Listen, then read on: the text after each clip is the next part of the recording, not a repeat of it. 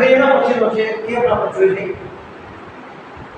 બિંદુઓ A 6 5 અને B -4 3 થી સમાન અંતરે જો હવે ચલો રાખો બિંદુઓ A 6 5 અને B -4 3 થી સમાન અંતરે એટલે બે બિંદુ હવે અહીંયા પણ નામ ન આવે A અને B નામ આપી દેવું. આ બે બિંદુથી સમાન અંતરે રહેલું y અક્ષ પરનું બિંદુ શોધો. હવે જો અહીંયા અક્ષ પરનું બિંદુ કે ને y અક્ષ પરનું કે અથવા x અક્ષ પરનું તો એ બિંદુ માટે આપણે પેલો p ધારી લઈએ એના યામ ખાસ ધારી લઈએ. જો x અક્ષ પરનું બિંદુ હોય તો એનો x યામ x ધારવાનું અને y યામ 0 અને y અક્ષ પરનું બિંદુ હોય તો એનો x યામ 0 અને y યામ y. એટલે ફરીથી કહું છું x અક્ષ પરનું બિંદુ હોય તો y યામ 0 હોય અને y અક્ષ પરનું બિંદુ હોય તો x યામ 0 હોય. તો અહીંયા y અક્ષ પરનું બિંદુ છે એટલે પેલું વાક્ય લખી જ નાખવાનું. ધારો કે y અક્ષ પરનું બિંદુ P 0 y છે. y અક્ષ પર છે માટે x યામ 0 અને y યામ y. હવે આ બિંદુ P છે એ આ બંનેથી સમાન અંતરે છે. એટલે A થી P અને B થી P આ બંને સમાન અંતરે છે. તો આપણે લખાય AP બરાબર BP. પણ જ્યારે બે બિંદુના અંતરની વાત આવે તો આ અંતર સૂત્ર લગાડે તો વર્ગમૂળમાં આવે. તો વર્ગમૂળ ન લખવું હોય તો આપણે શું કરી નાખવાનું? અંતરનો વર્ગ કરી નાખી કે AP અને BP સમાન હોય તો બેના વર્ગય સમાન હોય. તો તેથી AP વર્ગ બરાબર BP વર્ગ. હવે A થી P સુધીનો અંતરનો વર્ગ એટલે સૂત્ર લખશો એમાં વર્ગમૂળ આવશે નહીં. B થી P સુધીના અંતરનો વર્ગ તો હવે સૂત્ર લગાડીએ x1 - x2 નો વર્ગ વત્તા y1 - y2 નો વર્ગ સામે છે x1 - x2 નો વર્ગ વત્તા y1 - y2 નો વર્ગ. હવે x AB છે x1 તરીકે a તો 6 અને x2 તરીકે 0 કારણ કે AB તો 6 - 0 નો વર્ગ વત્તા y1 - y2 5 - y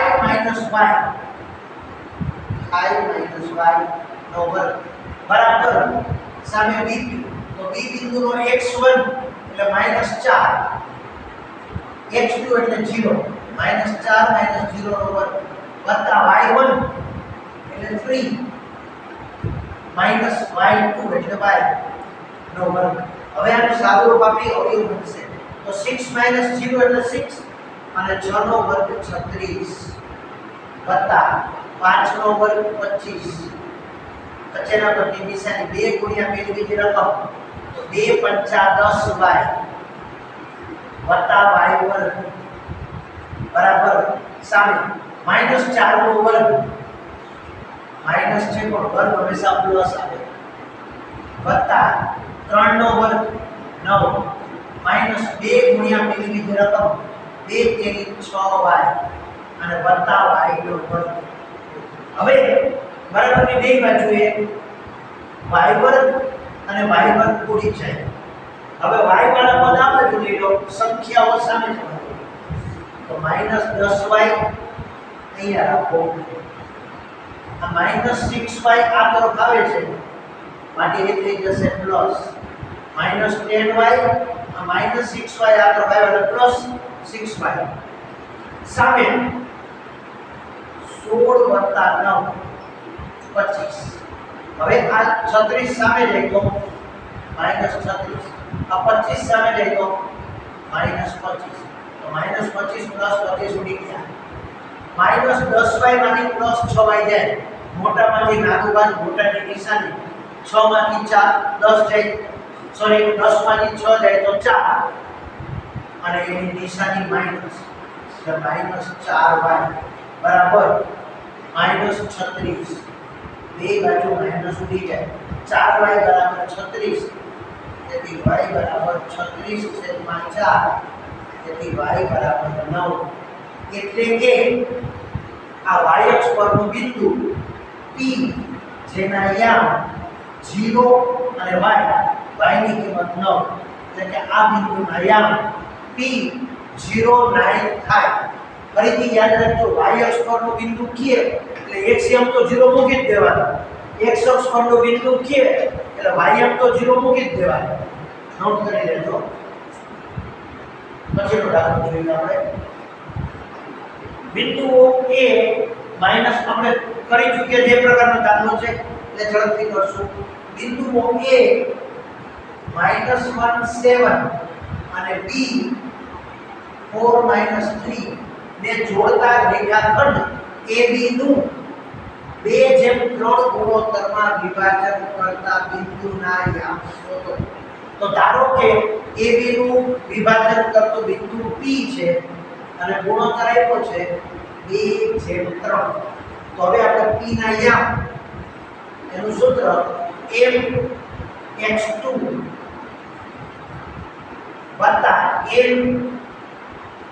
mx1 છેદમાં m plus n my2 my1 છેદમાં m plus n. ચોકસાઈથી કામ કરવું, નિશાનીનો અને ગુણાકારનો ખ્યાલ રાખવો. m એટલે 2, x2 એટલે 4, 2 કૌંસમાં 4, 2 ચોક 8 સીધા લખી શકો મૂકો, નિશાનીનો ખ્યાલ વત્તા n એટલે 3, x1 એટલે -1 છેદમાં m વત્તા n 2 વત્તા 3 સામે 2 y2 એટલે 2 3 વત્તા n એટલે 3 y1 એટલે 7 3 કૌંસમાં 7 છેદમાં m plus n 2 plus 3. હવે 2 ચોક 8 પ્લસ માઈનસ 3 * 3 2 ને 3 5 2 તેરી -6 વત્તા 3 સત્તા 21 છેદમાં 2 ને 3 5. પછીનું સ્ટેપ અહીંયા લખું છું. P 8 માંથી 3 જાય તો 5 છેદમાં 5 પ્લસ 21 -6 મોટામાંથી નાનું બાદ મોટાની નિશાની 21 માંથી 6 જાય તો 15 છેદમાં 5 એટલે કે P બરાબર આ 5 અને 5 ઉડી ગયા 1 અને 5 3 15. તો વિભાજન બિંદુ P ના યામ 1 અને 3 આપણને મળે છે, જેની તમે આસાનીથી નોંધ કરી શકો. પછી દાખલો બિંદુ A 11 12 થી 13 એકમ અંતરે આવેલ બિંદુ, પણ એ બિંદુ ક્યાં આવેલું છે? x અક્ષ પરનો બિંદુ. તો આપણે એનું નામ આપી દઈએ P અને x અક્ષ પરનો બિંદુ છે એટલે એનો ym 0 લખીએ. તો x અક્ષ પરનું બિંદુ શોધવું છે એટલે પહેલી લીટી લખી લેવાની. ધારો કે x અક્ષ પરનું બિંદુ P x0 છે. x અક્ષ પર છે એટલે એની x ની કિંમત x ધારી અને ym 0. હવે આ બિંદુ P છે એ થી 13 એકમ અંતરે છે. તો આપણે લખીએ AP બરાબર 13. અહીંયા સૂત્ર વર્ગમૂળમાં આવે એટલે આપણે લખી AP સ્ક્વેર બરાબર 13 નો વર્ગ. હવે AP સ્ક્વેર x1 x2 નો વર્ગ વત્તા y1 y2 નો વર્ગ બરાબર 13 નો વર્ગ 169. હવે કિંમત મૂકી x1 x2 AP. તો x1 એટલે 11 અને x2 એટલે x. તો 11 x નો વર્ગ વત્તા y1 y2 12 0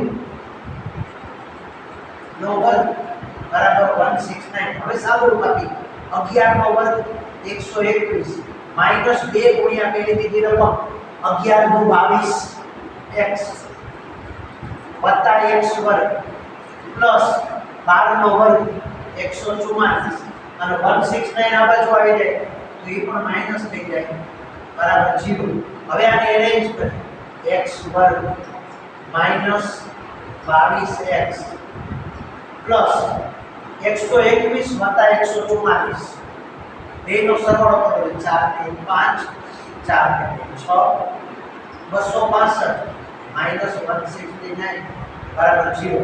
હવે આને સાદું રૂપ આપીએ x વર્ગ માઇનસ 22x વત્તા 265 માંથી 169 મોટામાંથી નાનું બાદ મોટાની નિશાની તો 265 માંથી 169 જાય એટલે 96 વધે ન ખબર પડે તો શાંતિથી બાદબાકી કરવી એટલે 15 માંથી 9 જાય તો 6 મોટામાંથી નાનું બાદ મોટાની નિશાની મૂકી દીધી 15 માંથી 9 જાય તો 6 અહીં થઈ ગયા 5 પાછા 15 માંથી 6 જાય તો 9 અહીં થઈ ગયો 1 1 માંથી 1 જાય તો 0 265 માંથી 196 179 બાદ કરો 96 વધે બરાબર 0.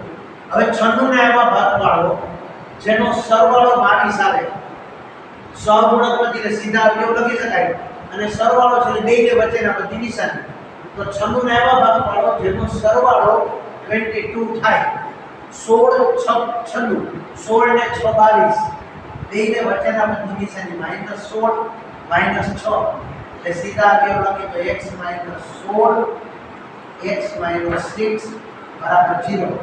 તેથી x બરાબર 16 અથવા x બરાબર 6 બંને સાચા ગણાય એટલે કે આ બિંદુ P ના યામ 16 0 અથવા P ના યામ 6 0 થાય. આ સમજ સાથે આપણે આની નોંધ કરી લેવાની. પણ યાદ રાખો x અક્ષ પરનો બિંદુ છે તો y એમ 0 જ હોય, y અક્ષ પરનો બિંદુ છે તો x એમ 0 જ હોય. આવું સ્પષ્ટ નથી રાખવાનું.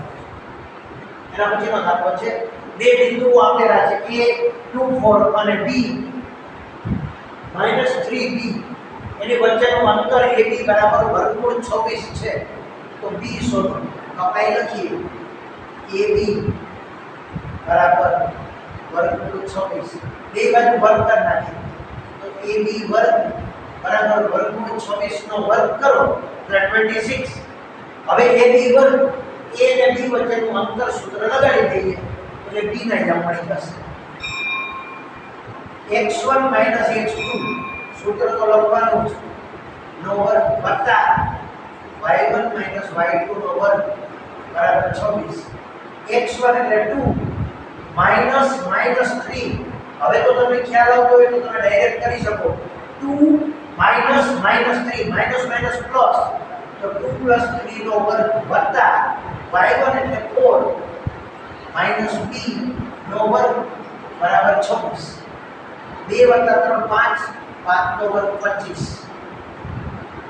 વત્તા 4 નો વર્ગ 16 વચ્ચેના પદની નિશાની માઈનસ 2 ગુણ્યા પેલી બીજી રકમ 2 ચોકું 8b વત્તા b વર્ગ અને 26 આ તરફ આવે -26 બરાબર 0. હવે આપણે ક્રમમાં ગોઠવીએ b વર્ગ -8b વત્તા 25 વત્તા 16 આનો સરવાળો કરીએ એટલે 41 અને એમાંથી 26 બાદ કરીએ. બહુ શાંતિથી કરવાનું. 41 માંથી 26 બાદ કરીએ એટલે 15. ન સમજાય તો સાઈડ પર લખી લેવાનું કે 25 + 16 41 પ્લસ છે 26 માઈનસ છે મોટામાંથી નાનું બાદ મોટાની નિશાની 11 માંથી 6 જાય તો 5 3 માં લીધી જાય.